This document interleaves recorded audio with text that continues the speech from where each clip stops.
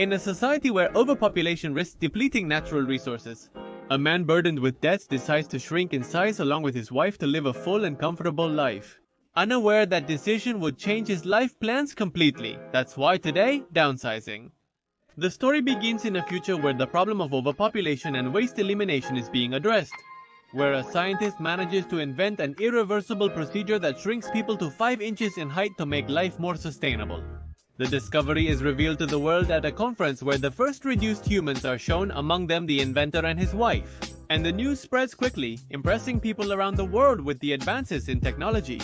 Here begins the story of our protagonist, Paul Safrane, an occupational therapist who lives with his sick mother until she dies. He then marries Audrey, who desires a better life, but financial issues prevent them from attaining it. In this time of economic difficulties, Paul and his wife meet a couple who decided to downsize and assure them that this decision improved their lives. This method benefits the environment and improves their economic status by increasing the value of their money. Paul and Audrey considered downsizing as a solution to their financial problems, visiting Lizardland, the most exclusive city for small people, and on that visit they are impressed by the comforts and luxuries that the small people can afford. As a result, he makes the decision to undergo this procedure and move to that city to achieve his dreams of a better life. So they sell all their things and say goodbye to family and friends. On the trip, small people assure him that it's the best decision of their lives. However, once in the waiting room to undergo the procedure, they both feel nervous and hold hands, hoping to go through it together. But a nurse informs them that they will be taken separately, women on one side and men on the other, and then they will meet again. After the process, Paul and Audrey bid farewell with a heartfelt embrace, wishing to reunite in the recovery room. Paul is taken to an area where they prepare everyone for the reduction by shaving them completely. The transformation process involves various treatments such as dental prosthesis extractions and uncomfortable rectal exams. Now awake, Paul feels sore and asks the nurse about his wife, Audrey. She responds that despite being on the list, there's no record of her transfer and pledges to check if she's in the dental area. Soon the nurse comes back with a phone saying Paul has a call. Surprisingly, it's Audrey, who says she's terrified. After seeing himself with a shaved head, Paul asks her if she's at the airport. Paul, furious, asks her if she's very upset after she asks him not to hate her, to forgive her, and tells him she's going back home. I'm the one who looks at 10 damn centimeters. In response, Audrey tells him she regretted participating in the downsizing procedure to please him, leaving Paul at the last minute. He later settles into the miniature mansion he would share with Audrey after a citizen of Leisureland gives him a tour of the city. Later, he watches the news, which covers workers at a shopping center finding downsized people from Asia trying to illegally enter the country in a television box, and where there was a single survivor who claims she was downsized against her will and part of her leg was amputated. After a while, Paul signs the divorce papers with Audrey, which reduces his money. With an expired therapist license and being out of state, he must relocate to continue practicing. He works as a customer service telephone operator to cover expenses, making him regret shrinking. On the other hand, Paul fails in trying to start a new romantic relationship and ends that relationship over dinner. After that, he attends a birthday party of a neighbor named Dusan who tends to celebrate and have fun with excesses because of the millionaire. There, Paul lets himself go and gets drunk, falling asleep in the middle of the room. At dawn, he wakes up and realizes that one of the cleaning employees who arrived that morning at Dusan's house is the Vietnamese woman who had her leg amputated and who was the survivor of human trafficking in the television box named Ngoc Lang Trang. There, Paul notices the girl's prosthetic leg hinders her walking and causes pain. He decides to help by promising to adjust her prosthesis, but she asks him to go with her to her house to aid her very sick friend. Although he initially refuses since he isn't a doctor, he eventually agrees. Paul and Ngoc Lang visit her home in Lizardland, a poor community with low-income neighborhoods outside the city walls inhabited by people of modest means. Shocked by the area's poverty, Paul follows Ngoc Lang to her floor after she gives food to an impoverished man in a wheelchair. At home, she greets her ill friend Gladys and introduces Paul as a doctor. He refuses to help because he is not a doctor, and she explains to him that her friend's husband died due to negligence at the time of the reduction. She was left alone with cancer and he should comfort her. After comforting his friend, Paul attempts to adjust her prosthesis. However, she asks him to leave and return at a later time. Paul keeps his promise to visit Ngoc Lang at his house and is surprised to find that Gladys has already passed away. There he adjusts the girl's prosthesis as they discuss why she was imprisoned. Paul breaks the prosthesis, leaving Ngoc Lang unable to work.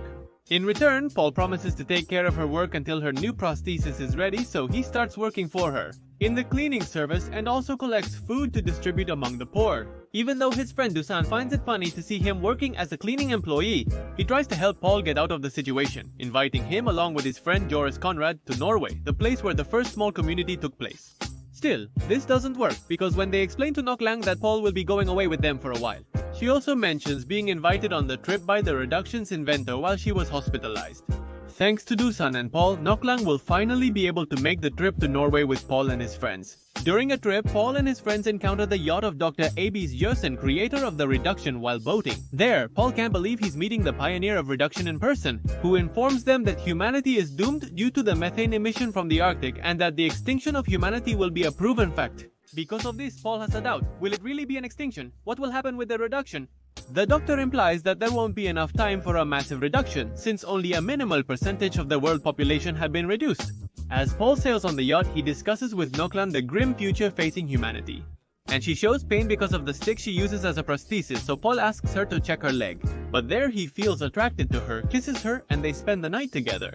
At dawn, they arrive at their destination and start touring the community with Dr. Absiosan, where a woman from the colony welcomes them, and she tells Paul that she knows him from a dream and asks him if he will come with them. There, the woman takes them to the entrance of a vault she devised, located inside a mountain and equipped to isolate the large colony for thousands of years and live several generations underground. Later, at a dinner with the community, Paul learns that the colony will enter the vault the next day and that everyone claims to be ready to be part of a new future. For his part, Paul seems to be excited about the idea of being able to participate in the preservation of humanity. He ponders as he watches others prepare.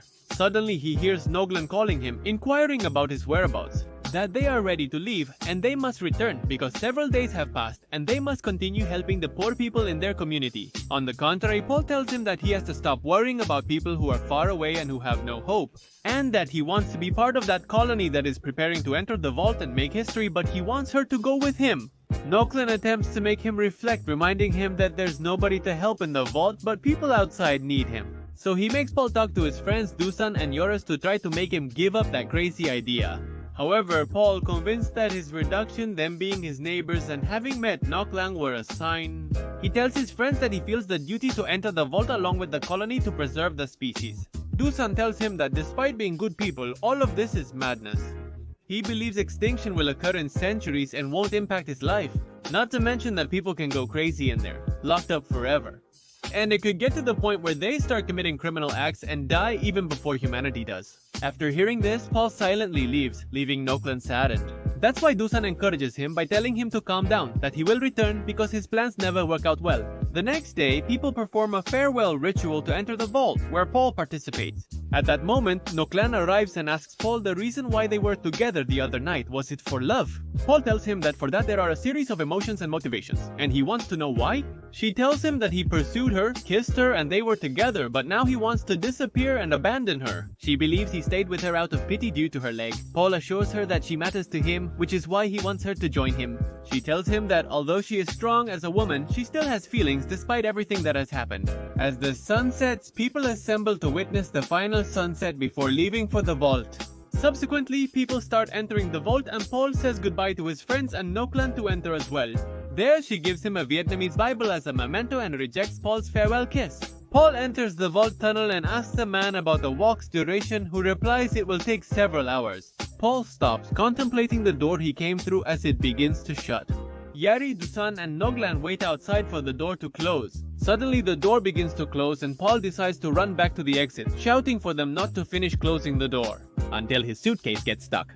At that moment, Paul tells Noglan that he had considered everything she said, and in response to her question, he was with her out of love.